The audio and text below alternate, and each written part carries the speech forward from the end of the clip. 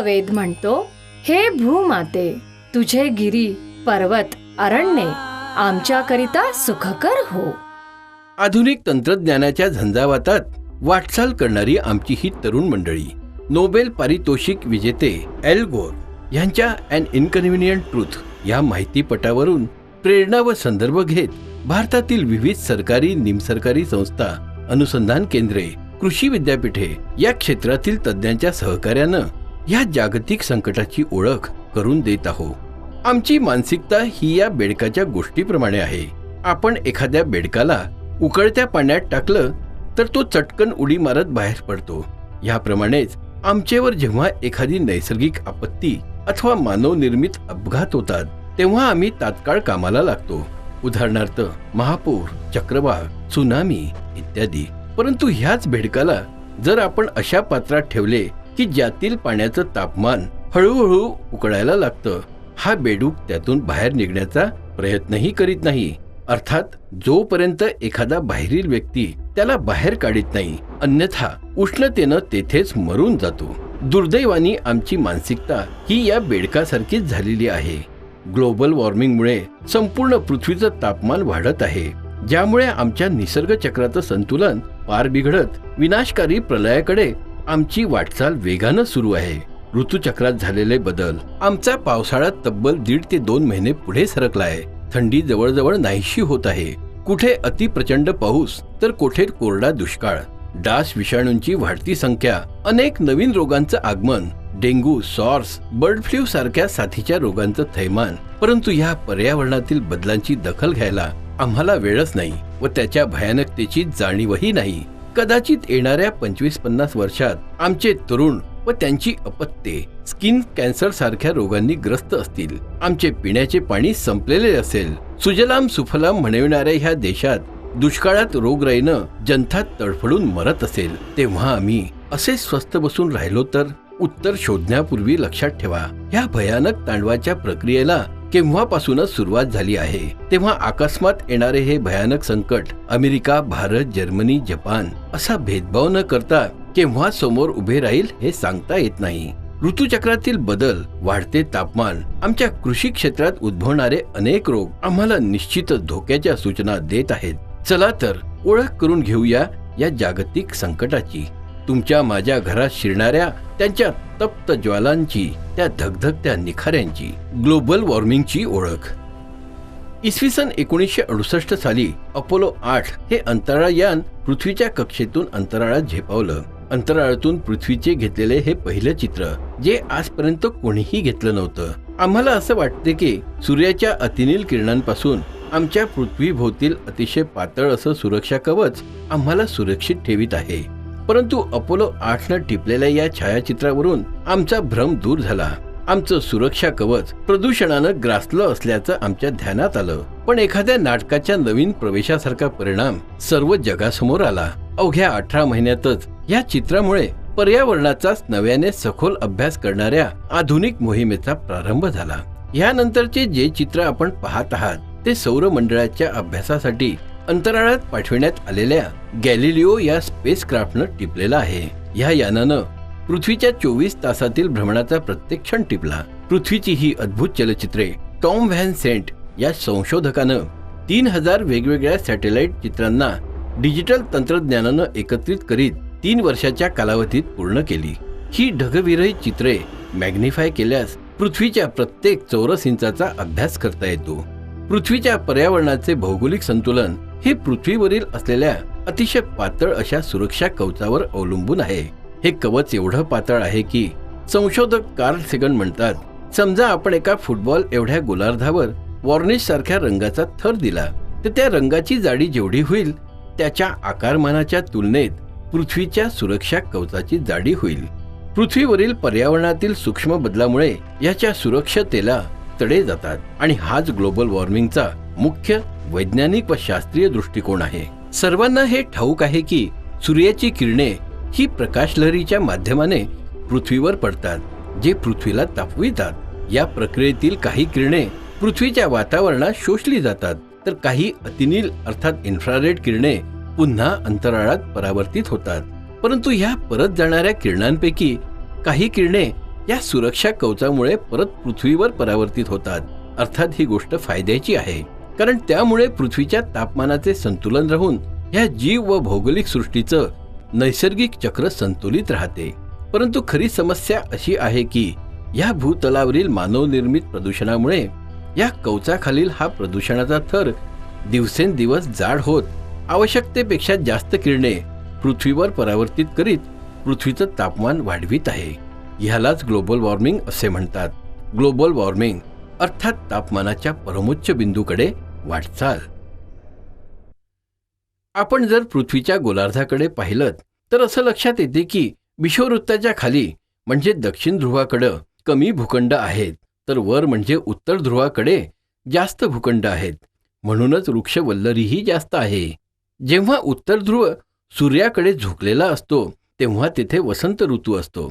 ह्यावेळी वृक्षांना नवीन पालवी फुटते, जी वातावरणातील कार्बन डायऑक्साईडचं जास्त प्रमाणात शोषण करीत पर्यावरणातील कार्बन डायऑक्साईडचे प्रमाण कमी करते। पण जेव्हा उत्तर ध्रुव सूर्यापासून दूर फिरतो तेव्हा गारवा निर्माण होऊन पाणझड होते, त्यामुळे पर्यावरणातील कार्बन डायऑक्साईडचे प्रमाण वाढते।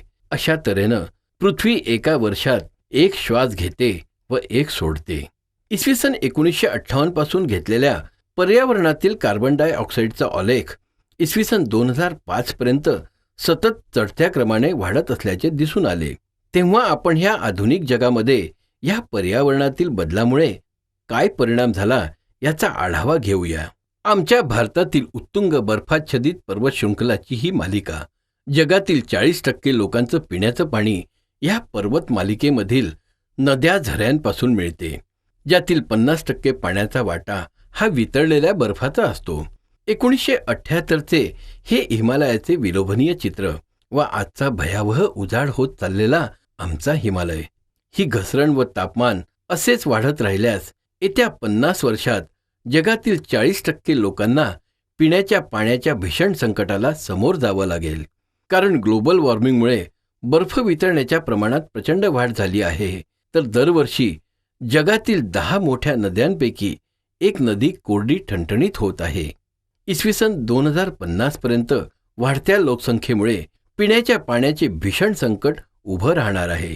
जगातील 1250 शास्त्रज्ञांनी हा अहवाल तयार केला असून 2500 शास्त्रज्ञांनी तो तपासला आहे। या अहवालानुसार दक्षिण पूर्व व आग्नेय आशियातील दाट लोकसंख्या असलेला भाग सर्वाधिक धोक्यात आहे। हिमालयावर अवलंबून असलेल्या नद्यांना पूर व नंतर अवर्षणाचे संकट असून दक्षिण आशियाचे अन्नधान्याचे उत्पन्न 30% घटणार आहे। 1970 सालापासून भारतात पर्यावरणाच्या प्रश्नाकडे लक्ष देण्यास सुरुवात झाली। HSCERT या संस्थेनं पर्यावरण शिक्षणाला प्राधान्य देण्याची सूचना केली।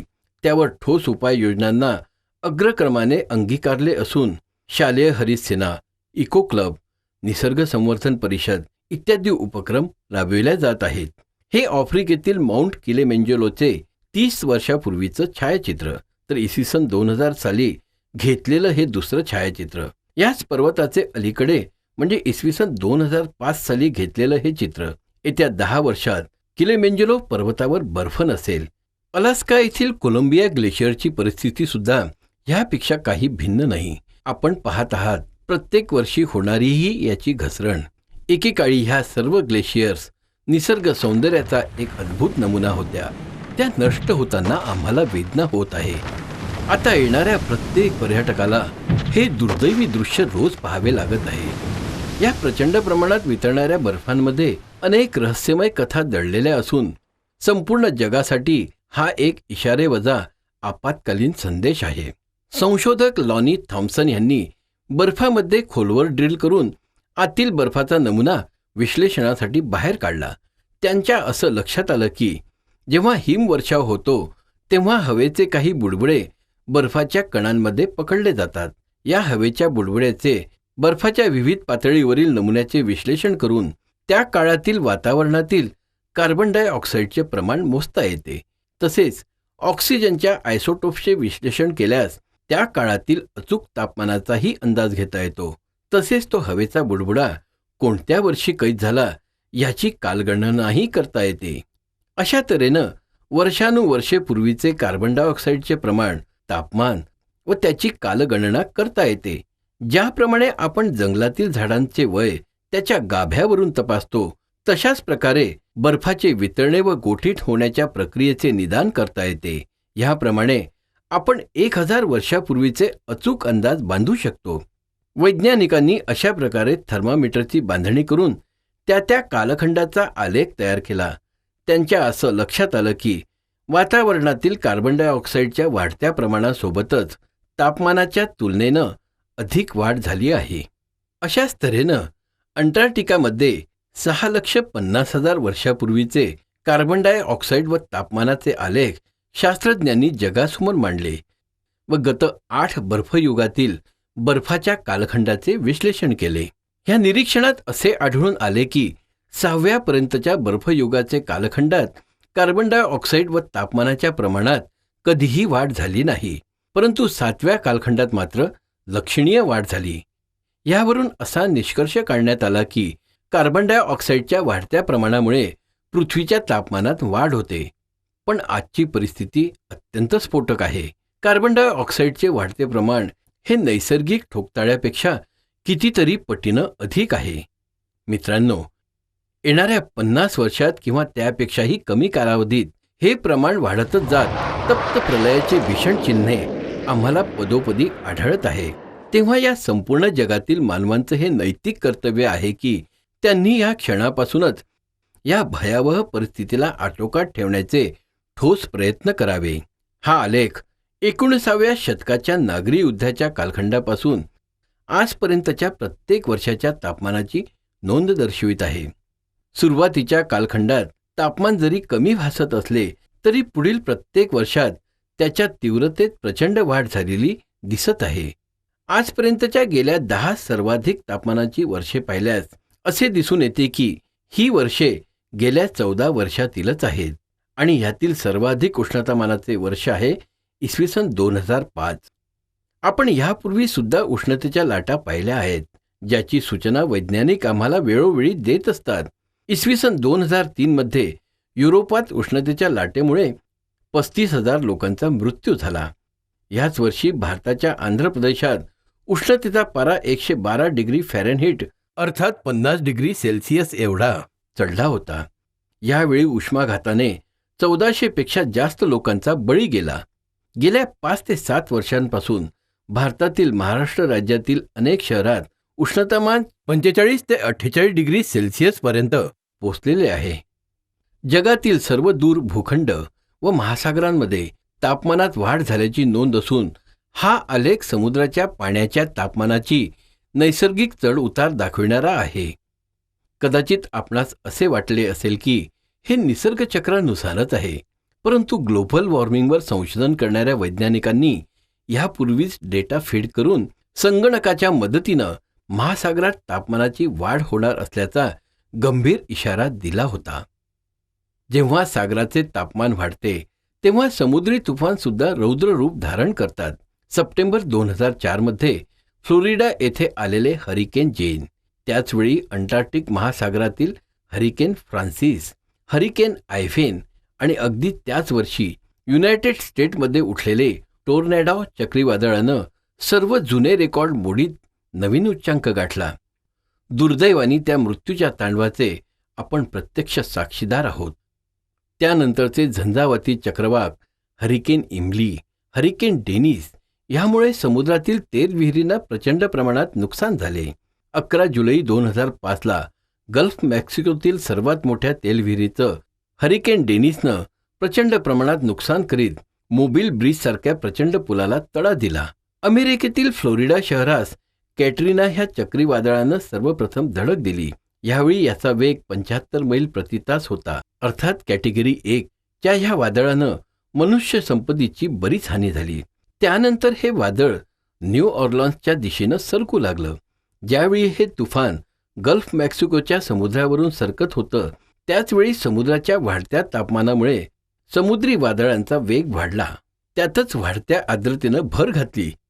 कॅटरीना अधिकच शक्तिशाली व भयावह होत 29 ऑगस्ट 2005ला कॅटेगरी 4 अर्थात 154 मैल प्रति तास या वेगानं धडकून ऑर्लन्सला उद्ध्वस्त करून गेलं. हे महातांडव अमेरिकन नागरिकांच्या कल्पनेपलीकडील होतं. सूचना न देता कोसळणारे लहरी पर्जन्यमान हा ग्लोबल वॉर्मिंगचा परिणाम असून त्याचे स्वरूप वादळासह अतिवृष्टीचे असते. कारण समुद्राच्या बाष्पीभवनामुळे प्रचंड आर्द्रता निर्माण होऊन पाण्याचे ढग आकाशात जमा होतात. त्यातच समुद्राचे तापमान वाढल्याने वादळे या ढगांवर आदळतात, ज्यामुळे मुसळधार धोधो पर्जन्यवृष्टी होते. काही विचारवंतांच्या मते हा निसर्गाचा लहरीपणा असून तो उत्क्रांतीचाच एक भाग आहे. आता एक नजर आशियातील महापुरांकडे. मुंबई 26 जुलै 2005. 24 तासात 37 इंच पावसाची विक्रमी नोंद. पाण्याच्या पातळीत 7 फुटापर्यंत वाढ. एका दिवसात सर्वात जास्त पाऊस झालेलं भारतातील एकमात्र शहर. 1000 लोकांचा दुर्दैवी मृत्यू. न भूतो न भविष्यती असं विनाशाचं थैमान मुंबईकरांनी प्रथमच अनुभवलं. ग्लोबल वॉर्मिंगचे परिणाम परस्पर विरोधी असून एकीकडे वादळे, अतिवृष्टी, महापूर यामुळे ओला दुष्काळ, तर दुसरीकडे अगदी शेजारील भूखंडातच कोरडा दुष्काळ असे विचित्र आहे. ग्लोबल वॉर्मिंगमुळे फक्त अतिवृष्टीचे प्रदेशच वाढत नाहीत, तर त्यांचे स्थलांतरण सुद्धा होत आहे. भारतात चेरापुंजी येथे कोसळणाऱ्या अतिवृष्टीचे प्रमाण 50% घटले असून महाराष्ट्रातील अनेक शहरात अति व दीर्घवृष्टीने थैमान माजवलं आहे. तर मराठवाडा, पश्चिम महाराष्ट्रातील काही ठिकाणी कोरडा दुष्काळ, तर काही ठिकाणी अतिवृष्टीने ग्लोबल वॉर्मिंगच्या ह्या भयानक संकटाची घंटा वाजविली आहे. आता आफ्रिकेच्या ह्या भागावर नजर टाकल्यास असं लक्षात येतं की सहारा प्रदेशजवळील भौगोलिक क्षेत्रात अतिशय रहस्यमय व कल्पनेपलीकडील बदल होत आहे. या प्रदेशातील पावसाच्या अभावामुळे नायजर व डॉप्लर या भागाला जास्त फटका बसला आहे. एकेकाळचे जगातील सर्वात मोठे यार्ड नावाचे सरोवर आता काही दशकातच कोरडे ठणठणीत झालं आहे. जास्त तापमानामुळे एकीकडे समुद्र पाण्याचे अतिबाष्पीभवन, तर दुसरीकडे जमिनीतील आर्द्रता शोषली जाऊन भूगर्भातील पाण्याची पातळी दिवसेंदिवस खोल होत आहे. पूर्वी 10-12 फुटावर विहिरीला पाणी लागायचं, आता 40-50 फूट खोल जावे लागते. इंधन विहिरी 300 फुटापेक्षाही जास्त 700 ते 800 फूट खोलीतील पाणी ओढीत आहे. आर्क्टिक ओशन हा जगातील त्या 2 प्रदेशापैकी एक आहे जेथे ग्लोबल वॉर्मिंगमुळे सर्वात जास्त प्रथम विनाशाला सुरुवात झाली. हा प्रदेश सर्वात जास्त प्रभावित व संवेदनशील असून येथे पाण्यावर तरंगणारे अतिविशाल हिमखंड आहेत. वॉर्ड हेंड शेल आर्क्टिक ओशनमधला हा प्रचंड मोठा बर्फाचा प्रदेश इसवी सन 2002 मध्ये प्रचंड असा तडा बसून दुभंगला.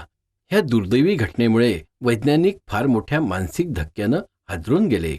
आईस कॅप म्हणजे बर्फाची टोपी, हिचे निरीक्षण व अभ्यास करण्यास वैज्ञानिक न्यूक्लिअर सबमरीनमधून उत्तर ध्रुवावर जात व ती ह्या आईस कॅपमधून अशीच बाहेर डोकावीत असे. संशोधक सबमरीनला बर्फाच्या टोपीखाली नेत व ते आपल्या रडारचे तोंड वर करीत बर्फाच्या जाडीचे मोजमाप करीत. अर्थात ते फक्त त्याच पृष्ठभागावरून वर यायचे जेथे बर्फाची जाडी 3 ते 3.5 फूट असायची. इसवी सन 1970 पासूनचा आलेख पाहता आर्क्टिक आईस कॅपची तीव्र गतीनं घसरण सुरू आहे. ह्या आईस कॅपची जाडी व रुंदी सुद्धा कमी झाली आहे. गेल्या 40 वर्षात ही कॅप 40% कमी झाली. 2 मोठ्या अभ्यास गटांच्या मते हे असे सुरू राहिल्यास पुढील 50 ते 70 वर्षात उन्हाळ्यात ही कॅप पूर्णपणे वितळलेली असेल. आपणास कदाचित असे वाटत असेल की ही कॅप इतक्या शीघ्रतेने कशी वितळणार. अर्थात याचे असे स्पष्टीकरण देता येईल.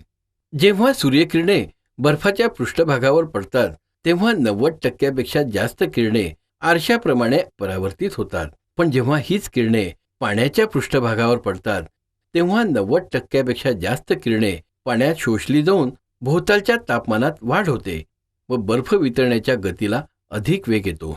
सध्या तरी आर्क्टिक कॅप ही एका मोठ्या आरशासारखी कार्य करीत 90% जास्त किरणांना अवकाशात परावर्तित करीत पृथ्वीला थंड ठेवीत आहे. परंतु ग्लोबल वॉर्मिंगमुळे ही कॅप वितळीत असून 90% जास्त सूर्यकिरणाची ऊर्जा पाण्यात शोषल्या जात महासागराच्या तापमानात वाढ करीत आहे. अर्थात उत्तर ध्रुव तापवीत आहे. हे असेच सुरू राहिल्यास कदाचित अशी वेळ येईल की बर्फाचा हा प्रचंड आर्क्टिक सागर उत्तर ध्रुवावरून नष्ट होईल आणि ही स्थिती पर्यावरणाला व जीवसृष्टीला धोकादायक आहे.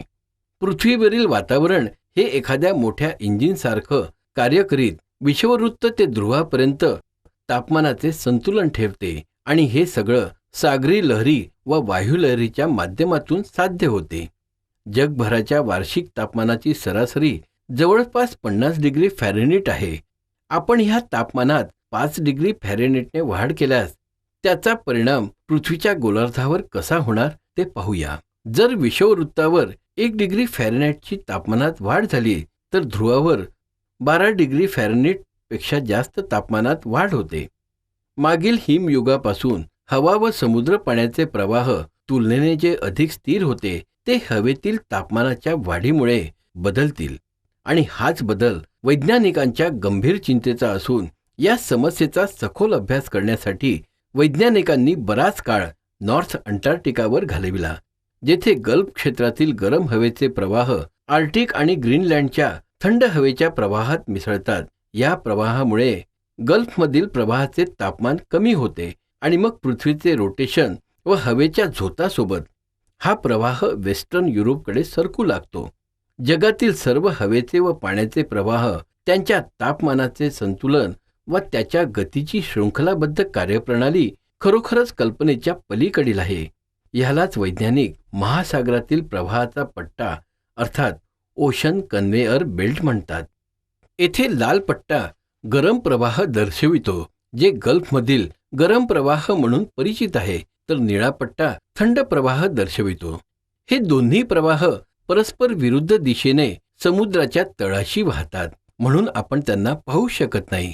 परंतु उत्तर ध्रुवावर जेव्हा उष्ण प्रवाह पोहोचतात तेव्हा त्यातील उष्णता शोषली जाऊन जे उरते ते थंड व खारे पाणी, कारण त्यातील क्षार तसेच राहतात.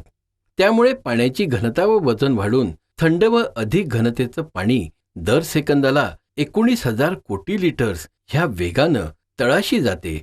तेथून हे प्रवाह परत मागे दक्षिणेकडे वळतात. मागील हिमयुगाचे शेवटी जेव्हा नॉर्थ अमेरिकेतील प्रचंड मोठे हिमखंड तळत होते तेव्हा वितळलेल्या बर्फाचे गोड पाण्याचे प्रचंड मोठे सरोवर नॉर्थ अमेरिकेत तयार झाले. आताची ही सरोवरे ह्याच प्रचंड मोठ्या सरोवराचे मागे राहिलेले अवशेष आहेत. एके दिवशी पूर्वेकडील सीमेवर असलेल्या बर्फाचा बांध फुटला व सेंट लॉरेन्स सरोवराचे गोड पाणी प्रचंड वेगानं समुद्रात मिसळू लागलं, ज्यामुळे थंड व खाऱ्या पाण्याची घनता कमी झाली. वजनानं हलकं असलेलं हे गोड पाणी तळाशी जाण्याचं थांबल्यानं ओशन कन्व्हेयर बेल्ट बंद पडला व तापमानाची देवाणघेवाण थांबली आणि ह्या हिमयुगात युरोप पुन्हा 900 ते 1000 वर्ष मागे गेला. ही बदललेली परिस्थिती आपल्याला पुन्हा हिमयुगाकडे नेत आहे. हे कदाचित 10 वर्षापेक्षा कमी कालावधीत होईल. हा बदल अकस्मात असेल, अर्थात असे घडणार नाही, कारण नॉर्थ अमेरिकेतील हिमखंड जरी नाहीसे झालेत तरी त्याच्या आसपास असे बरेच हिमखंड आहेत. ग्लोबल वॉर्मिंगमुळे पर्यावरणातील अनेक घटकांवर विपरीत परिणाम झाल्याचे आढळते. दक्षिण स्वित्झर्लंडमध्ये गेल्या 100 वर्षापासून जी कडाक्याची थंडी असायची ती आता कमी झाली आहे. यासोबतच काही प्राण्यांच्या व वनस्पतीच्या जाती नष्ट झाल्या व नवीन प्रजाती दुसरीकडून स्थलांतरित होऊन येथे स्थापित झाल्यात. हरारे व नैरोबी ही शहरे अत्यंत उंच ठिकाणावर असल्यामुळे तेथे डासांचा प्रादुर्भाव नव्हता, परंतु ग्लोबल वॉर्मिंगमुळे डास आता उंच भागावर चढल्यामुळे ही शहरे आता मच्छरांचे माहेरघर झालेली आहेत. त्याचप्रमाणे साथीचे व संसर्गजन्य रोगाचे विविध प्रकार वाढून नवीन 30 रोगांची लागड निदर्शनास आली. गेल्या 25 वर्षात अशा प्रकारच्या अनेक रोगांनी जगाला पछाडलं. त्यापैकी सार्स सारख्या श्वसनाच्या रोगानं थैमान घातलं. टीबी सारख्या रोगांचे जंतू अधिक सशक्त झालेत, जे एकेकाळी उपायाच्या आवाक्यात होते. तसेच एव्हियन फ्लू सारखे रोग फोफावलेत. इसवी सन 1999 मध्ये वेस्टर्न नाईल व्हायरस मेरीलँड येथे आढळला. फक्त 2 वर्षात तो मिसिसिपी पर्यंत पसरला. त्यानंतरच्या 2 वर्षात तो संपूर्ण अमेरिका खंडात पसरला. अर्थात ही सगळी धोक्याची चिन्हे आहेत. कोरल लीफ म्हणजे सागरी शंख शिंपले ग्लोबल वॉर्मिंगमुळे संपूर्ण जगातून नष्ट होण्याच्या मार्गावर आहेत. तसेच त्यावर जगणाऱ्या माशांच्या जाती सुद्धा नष्ट होण्याच्या मार्गावर आहेत. त्याचप्रमाणे प्राण्यांच्या काही प्रजातीही नष्ट होत आहेत, ज्याचे प्रमाण मागील नैसर्गिक प्रमाणापेक्षा 1000 पट अधिक आहे. अंटार्क्टिका, जो बर्फानं आच्छादिलेला जगातील सर्वात मोठा प्रदेश आहे, इसवी सन 1978 मध्ये वैज्ञानिकांनी सांगितलं की जर तुम्ही अंटार्क्टिकामधील एखाद्या मोठ्या हिमप्रदेशाला भगदाड पडलेले पाहाल तर ती घटना ग्लोबल वॉर्मिंगच्या धोक्याची सूचना देणारी असेल. अंटार्क्टिकामधील पेन्सुला ह्या प्रचंड मोठ्या हिमप्रदेशाकडे पाहिलं तर आपणास या चित्रात असे दिसते की हिरव्या रंगानं दर्शविलेला जो भाग आहे, ज्याच्या आकारमानाची समानता रोड आयलँड ह्या बेटाएवढी येईल, तो भाग म्हणजे 15 ते 20 वर्षापूर्वी खंडित झालेला हिमखंड होय. आपण ह्यातील लार्सन नावाच्या एका भागाकडे लक्ष दिल्यास जे काळ्या रंगाचे ठिपके आपण पाहत आहात ते ह्या प्रचंड मोठ्या हिमखंडावरील जागोजागी वितळलेल्या बर्फाची छोटी छोटी पाण्याची तळी आहेत, ज्यामध्ये पाहिल्यास असा भास होतो की आपण या हिमखंडाखालील समुद्राचे पाणीच पाहत आहोत. आपण हेलिकॉप्टरमधून पाहणी केल्यास वा अद्भुत, केवढा हा नयनरम्य देखावा. 700 फुटापेक्षा जास्त उंचीचे हे अतिविशाल हिमखंड, इथून जवळच बर्फांच्या पर्वत शृंखला आणि त्याच्या पायथ्याशी या तरंगत्या बर्फाच्या प्रचंड लाद्या, ज्या जमिनीवरील उतरत्या बर्फाच्या कडेला चिटकून आहेत, हे या पर्वतापासून 20 ते 25 मैल लांब पसरलेल्या आहेत, ज्याला 100 वर्षापर्यंत तरी ग्लोबल वॉर्मिंगची झळ पोचणार नाही असा कयास होता. इसवी सन 2002 अंटार्क्टिकावर संशोधन करणाऱ्या वैज्ञानिकांनी जेव्हा हे चित्र पाहिलं तेव्हा त्यांना आश्चर्याचा जबर धक्का बसला. ही बदलत्या चित्राची घटना होती 31 जानेवारी 2002. केवळ 35 दिवसात हे तरंगणारे हिमखंड पूर्णपणे वितळून गेले होते. एवढ्या वेगानं ही उलाढाल नेमकी कशामुळे झाली याचे वैज्ञानिकांना कोडेच होते. आपले काय चुकतंय हे पाहण्यासाठी वैज्ञानिकांनी ते निकष पुन्हा तपासण्याचे ठरविले. त्यांनी आपले लक्ष वितळणाऱ्या पाण्याच्या तळ्याकडे केंद्रित केले, पण तेथे नेमकं काय घडलं असावं असा अंदाज बांधण्यापूर्वीच तेथे काही विपरीत घडण्यास सुरुवात झाली. जेव्हा तरंगणारे हिमखंड तुटू लागलेत व त्याची जमिनीवरील बर्फाची पकड सुटू लागली व त्याच वेळेस जमिनीवरील बर्फाचे मोठमोठे कडे समुद्रात कोसळण्यास सुरुवात झाली, त्यांच्या लक्षात आलं की पाण्यावर तरंगणाऱ्या बर्फाचं वितळणं व जमिनीवरील बर्फांचं वितळणं याच्या परिमाणात बराच फरक आहे व तो या उदाहरणावरून स्पष्ट करता येईल. या पाण्याने भरलेल्या ग्लासमधील बर्फाचा क्यूब वितळल्यानंतर ग्लासमधील पाण्याच्या पातळीमध्ये काहीही फरक पडला नाही. या दुसऱ्या ग्लासमध्ये बर्फाचे अनेक तुकडे ठेवले तर हे वितळल्यानंतर पाणी ग्लासचे बाहेर वाहू लागलं. पण आम्हाला वेस्ट अंटार्क्टिकावर अधिक लक्ष केंद्रित करायचं आहे, कारण समुद्रामधील वितळणारा बर्फ व जमिनीवरील वितळणारा बर्फ या घटनेचे अधिक चांगले स्पष्टीकरण करता येईल. ह्या आइसलँडवरील छोटी छोटी बर्फाची बेटे वितळली तर समुद्राचं तापमान जरूर वाढेल, पण पाण्याची पातळी वाढणार नाही, कारण ते पाणी समुद्रातीलच असेल. पण हा जो अंटार्क्टिकाच्या जमिनीवरील बर्फाचा प्रदेश आहे तो जर वितळला तर जागतिक स्तरावर समुद्राची पातळी 20 फुटाने वाढेल. वैज्ञानिकांना असं वाटतं की या छोट्या तळ्याचं पाणी बर्फाच्या खोल लादीत गोठून जात असावं, पण वैज्ञानिकांचा हा तर्क चुकीचा होता. झिरपणारे हे पाणी खाली बोगद्यासारख्या अरुंद पोकळीतून प्रचंड वेगानं बुडाकडे जात होतं. असे ओघळ्यांचे पाणी एकत्र मिसळून हिमखंडाखाली तळ्यासारखे साचत हिमखंडाच्या बुडाला लोण्यासारखं मऊ करीत, लुब्रिकंटसारखं काम करीत हिमखंडाला दुभंगवीत होतं. ग्रीनलँडवर ही जी कालव्यासारखी भव्य खाच दिसते आहे, जिच्या काठावर वैज्ञानिकांचा समूह उभा आहे, ही ग्रीनलँडच्या काठावरील नसून ती तिच्या मध्यभागात आहे. यालाच मुलन्स असेही म्हणतात. याची खोली ग्रीनलँडच्या बर्फाच्या जाडी एवढी असून यात अतिवेगानं वाहणारं ताजं पाणी हे त्या वितळलेल्या बर्फाचे आहे. पूर्वीसुद्धा ऋतुमानानुसार बर्फाच्या नैसर्गिक वितळण्याने मुलन्स तयार होत, पण आताच्या घटना भिन्न आहेत. ह्या चित्रामधील हा जो लाल रंगाचा पट्टा दिसत आहे त्या मुलन्स असून इसवी सन 1992 मध्ये वैज्ञानिकांनी ह्याचे मोजमाप केले. 10 वर्षानंतर म्हणजे इसवी सन 2002ला ह्यात एवढी वाढ झाली तर 2005ला ग्रीनलँड फार मोठ्या प्रमाणात वितळलेलं दिसलं. वैज्ञानिक सल्लागार टोनी ब्लेअर म्हणतात की ग्रीनलँडमध्ये जे काही घडत आहे त्यामुळे जगाच्या नकाशाचे पुनर्रेखाटन करावं लागेल. जर संपूर्ण ग्रीनलँड वितळले किंवा अर्धे ग्रीनलँड व अर्धे वेस्ट अंटार्क्टिका तुटून वितळले तर ती जगाच्या विध्वंसाची सुरुवात ठरेल व त्याचे परिणाम ह्या जीवसृष्टीला असे भोगावे लागतील. फ्लोरिडा पूर्णपणे पाण्याखाली जाईल. त्याचप्रमाणे फ्रान्सिस्को सुद्धा पाण्याखाली बुडेल, जिथे प्रचंड प्रमाणात लोकवस्ती आहे. नेदरलँडसारखे सखल प्रदेशही पाण्याखाली जातील. 1 कोटी लोकसंख्येचं बीजिंग सुद्धा पाण्याखाली बुडेल. याहीपेक्षा वाईट परिस्थिती चीनमधल्या शेंघायची होईल, जेथील लोकवस्ती 4 कोटीची आहे. अशी भयावह परिस्थिती भारतातील कलकत्ता व पूर्व बांगलादेशची होईल, ज्याची लोकसंख्या 6 कोटी एवढी प्रचंड आहे. विचार करा, जेव्हा 10 कोटीपेक्षा जास्त निर्वासितांचा लोंढा नैसर्गिक आपत्तीनं बाहेर फेकला जाईल, तेव्हा केवढीही भयावह कल्पना असेल. आम्ही सर्व मानवजात या पृथ्वीच्या विध्वंस व मानवी संस्कृतीच्या संघर्षाचे प्रत्यक्ष वाटेकरी आहोत. दुसरीकडे बोट दाखवीत आम्ही आमच्या मृत्यूला जवळ बोलावीत कवटाळत आहोत. आणि ह्या विध्वंसाची 3 प्रमुख कारणे आहेत. सर्वात प्रथम या पृथ्वीवरील लोकसंख्या. दुसऱ्या जागतिक युद्धाच्या वेळी जगाची लोकसंख्या 200 कोटी होती.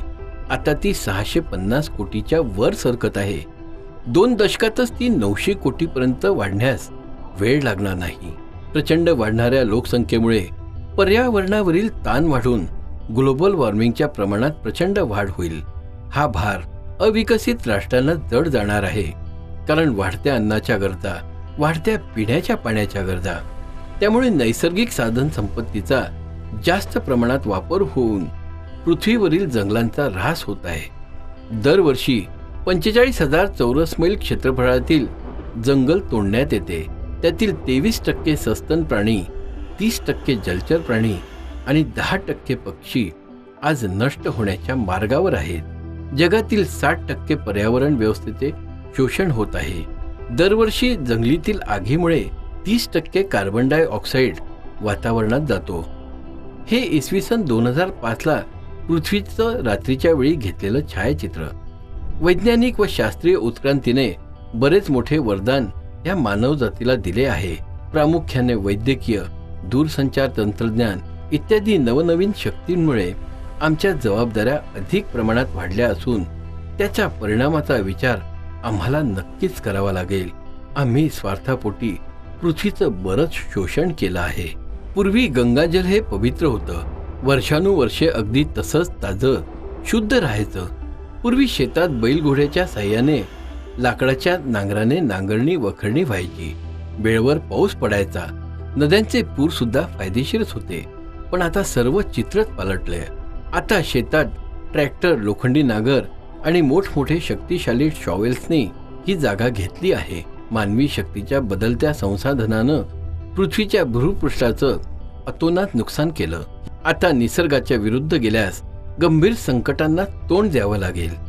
त्यामुळे आता आम्हाला कारणांचा विचार करावा लागेल. कदाचित तो विचारच ग्लोबल वॉर्मिंगचा 3रा व अंतिम घटक ठरेल, जो आमचे जागतिक हितसंबंध जोपासेल. संयुक्त राष्ट्रसंघाच्या पर्यावरण कार्यक्रमाने 26 ऑक्टोबर 2007 रोजी प्रकाशित केला असून तो जगातील 1400 वैज्ञानिकांनी संपूर्ण अभ्यासानंतर सादर केला, ज्यात संपूर्ण जग मागे फिरू शकणार नाही अशा टोकाला पोचल्याचे नमूद केलं आहे. आपणास या सर्व बाबींची माहिती व जाणीव आहे. आपणास ही समस्या सर्वांना प्रभावितपणे समजावून सांगता आली पाहिजे. आपणास करण्याजोग्या एक नव्हे अनेक उपाययोजना आहेत. आपण अधिक कार्यक्षमतेची विद्युत उपकरणे वापरली तर आपण ग्लोबल वॉर्मिंगचे प्रदूषण 1.8 ने वाचवू शकतो. अन्यथा हे वातावरणातील प्रदूषण वाढवेल. आपण दुसऱ्या टोकाच्या तांत्रिक उपकरणाचा त्याच्या उच्चतम क्षमतेचा वापर केला, उदाहरणार्थ जास्त ॲव्हरेज देणाऱ्या कार्स, पॅसेंजर गाड्या व वाहतुकीचे साधने, बाईक्स, सायकली, ग्रीन गॅसवर चालणारी वाहने, पारंपरिक ऊर्जेचा उपयोग, उदाहरणार्थ solar cooker, solar water heater, solar कृषी पंप इत्यादी. हवेत जाणाऱ्या कार्बन डायऑक्साईडच्या धुरावर नियंत्रण ठेवण्यास वृक्षारोपण, संवर्धन, जंगल कटाईवर निर्बंध, पाण्याचा काटकसरीनं वापर, भूगर्भात पाणी भूजलीकरण अर्थात वॉटर हार्वेस्टिंग इत्यादीचा एकत्रित समावेश करून अंमलात आणल्यास आपण लवकरच इसवी सन 1970च्या कार्बन कल्चर पातळीजवळ पोहोचू व आपण स्वतःला व जगाला विनाशापासून वाचवू. आपल्याजवळ हे सर्व बदल करण्याची क्षमता आहे. आपल्यातील प्रत्येक व्यक्ती हा ग्लोबल वॉर्मिंगला कारणीभूत आहे व हे ग्लोबल वॉर्मिंग कमी करण्यास प्रत्येकाजवळ आपल्या निवडीचे पर्यायही उपलब्ध आहेत. आपण वैयक्तिकरित्या कार्बन उत्सर्जनाचे प्रमाण 0पर्यंत आणू शकतो. ऑस्ट्रेलिया आपली 64% विद्युत सोलर थर्मल सिस्टीमद्वारे तयार करते. तेथील उच्चतम तापमान 30 ते 35 डिग्री सेंटीग्रेड आहे. त्या तुलनेत भारतात उच्चतम तापमान 40 ते 50 डिग्री सेंटीग्रेड पर्यंत जाते. आम्ही आमचे कोल थर्मल पॉवर प्लांट सोलरवर पर्यावर्तित करण्यास आमच्या राज्यकर्त्यांकडे आग्रह धरायला पाहिजे. या सर्व समस्यांचे समाधान आमच्याच हातात आहे. फक्त हे सर्व घडवून आणण्यास तीव्र इच्छाशक्तीची गरज आहे. येणाऱ्या पिढीला हा प्रश्न कदाचित स्वतःलाच विचारण्याची वेळ येईल की आमचे पूर्वज काय विचार करीत होते की जेव्हा त्यांना संधी होती तेव्हा ते का जागी झाले नाही. आम्हाला हा प्रश्न या पिढीकडून आजच ऐकावयाचा आहे. आमच्या जगण्याच्या क्षमता, मानवी उत्क्रांतीचे भवितव्य, मला वाटतं ही आमची नैतिक जबाबदारी आहे. आता हा विषय थांबवण्याची वेळ आली आहे, एक मानव म्हणून. ग्लोबल वॉर्मिंगची समस्या आपणा सर्वांनाच भेडसावते आहे आणि यासाठी या समस्येवर आळा घालण्यासाठी सामूहिक प्रयत्नांची गरज आहे. आपण नागरिक म्हणून काय करू शकतो, तर मला वाटतं मोठ्या प्रमाणात वृक्ष लागवड करणं आपल्याला शक्य आहे. ग्रामीण भागामध्ये अंगणामध्ये परसबागेमध्ये झाडं लावणं शक्य आहे. शहरामध्ये जर जागा शक्य नसेल तर ओपन स्पेसमध्ये किंवा रस्त्याच्या दुतर्फा रस्ता दुभाजकावर झाडं लावून जगवणे निश्चितपणे आपण त्यामध्ये हातभार लावू शकतो. त्याचबरोबर वीज बचत करणं आवश्यक आहे, कारण मोठ्या प्रमाणात वीज जी तयार होते त्याच्यामध्ये कोळशापासून विजेचं प्रमाण फार जास्त आहे. यासाठी आपल्याला वीज बचत जर केली, जेव्हा आपण वीज वापरत नसू त्यावेळेला वीज बंद करणे, फॅन बंद करणे हा त्यामागचा एक प्रभावी मार्ग राहू शकतो. त्याचबरोबर ज्यामध्ये वीज कमी लागते अशी उपकरणं म्हणजे CFL दिवे, इलेक्ट्रॉनिक चोक किंवा इलेक्ट्रॉनिक रेग्युलेटर असलेले फॅन या पद्धतीची उपकरणं जर वापरली तर आपण विजेची बचत करू शकतो. ज्यावेळेला आपण गिझर वापरतो, वॉटर हीटर वापरतो त्यावेळेला मोठ्या प्रमाणात विजेचा वापर होतो. त्याऐवजी सोलर हीटर बाजारामध्ये आलेले आहेत, त्याचा वापर केला तर आपण निश्चितपणे विजेची बचत करू शकतो. त्यासोबतच पेट्रोल आणि डिझेलचा वाढता वापर यामुळे देखील प्रदूषणाला मोठ्या प्रमाणात हातभार लागतो आहे. म्हणून जेव्हा आपल्याला वाहनाची गरज नसेल तेव्हा छोट्या अंतरासाठी पायी जाणे किंवा सायकलवर जाणे किंवा सुट्टीच्या दिवशी शक्यतो वाहनाचा वापर बंद ठेवणे किंवा आठवड्यातून एक दिवस सायकलचा वापर करणे अशा प्रकारचे उपक्रम जर हाती आपण घेतले तर निश्चितपणे पेट्रोल डिझेलच्या वापराला आपण आळा घालू शकतो आणि स्वतःच्या पैशाची देखील बचत करू शकतो. आणि मला असं वाटतं त्यापुढचा मुख्य मार्ग एक आहे की जो प्लास्टिकचा वापर आपण वाढता करतो आहोत. प्लास्टिकमुळे देखील प्रदूषणाला आणि प्लास्टिकच्या निर्मितीमध्ये जे प्रदूषण होतं त्याला मोठ्या प्रमाणात हातभार लागत असतो. याच्यासाठी रिफ्यूज, रियूज आणि रिसायकल या पद्धतीचा जर अवलंब केला, म्हणजे रिफ्यूज करायचं शक्यतो वापरायचंच नाही, रियूज वापरलं तर पुन्हा पुन्हा वापर करायचा आणि रिसायकल त्याचं रिसायकलिंग करून त्याचे पुनर्प्रक्रियेमध्ये वापर करायचा. अशा पद्धतीने जर आपण केलं तर घनकचऱ्यापासून देखील योग्य पद्धतीने आपण बचत करू शकतो. आणि ओला कचरा जो आहे त्यापासून देखील बायोगॅससाठी निर्मिती होऊ शकते. जसं स्वयंपाकघरातलं शिळं अन्न, खरकटं किंवा त्याच्यामध्ये पालापाचोळा आहे याच्यापासून देखील आपल्याला बायोगॅसची निर्मिती करता येऊ शकते. म्हणून मला असं वाटतं की या सगळ्या प्रयत्नांच्या माध्यमातून आपण जर चळवळ उभारली आणि ती लोक चळवळ जर झाली तर निश्चितपणे ग्लोबल वॉर्मिंगला आपण आळा घालू शकतो. आता विश्वात्मके देवे येणे वाग्यज्ञे तोषावे तोषोनी मज द्यावे पसाय दान हे जे खळांची व्यंकटी सांडो तया सत्कर्मी रतिवाढ भूता परस्परे